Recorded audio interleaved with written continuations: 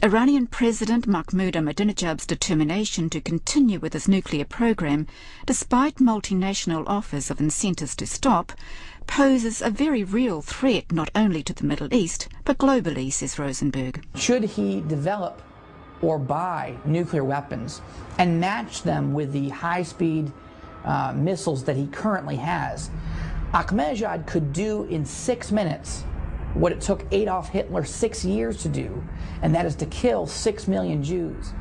And that is not his ultimate objective.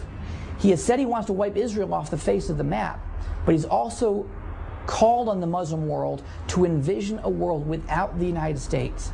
And he said, is this possible? A world without America and without Zionism? And he said, yes, it is, when our holy hatred strikes like a wave.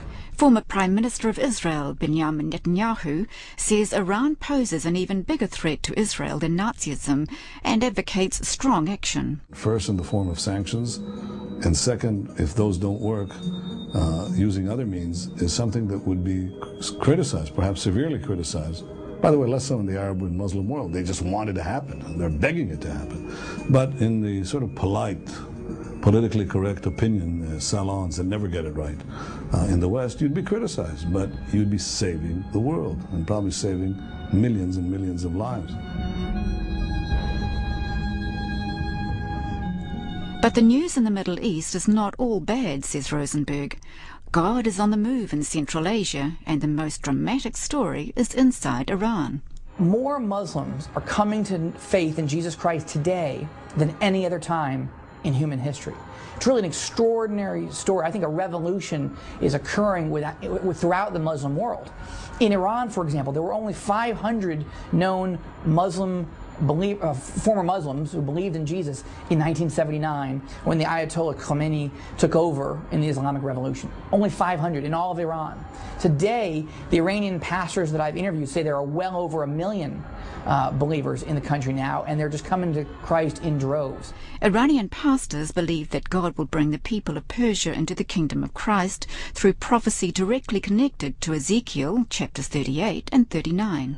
With pestilence and with blood, I will enter into judgment with him, and I will rain on him and on his troops, and on the many peoples who are with him, a torrential rain with hailstones, fire, and brimstone. I will magnify myself, sanctify myself, and make myself known in the sight of many nations, and they will know that I am the Lord. Despite threats of persecution, jail and torture, Iranian converts to Christianity are still encouraged. I just want everyone to know that there is hope and that emptiness can just go away. You don't have to pay for it.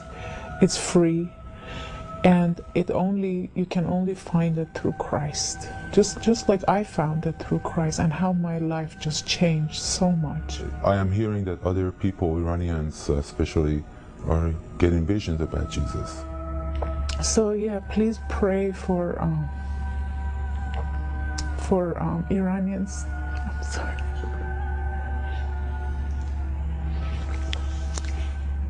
Please pray that Ahmadinejad, the president of Iran, would come to know Christ. They cannot stop it. What God has started, they cannot stop it. Ann Anderson in Zone Tonight.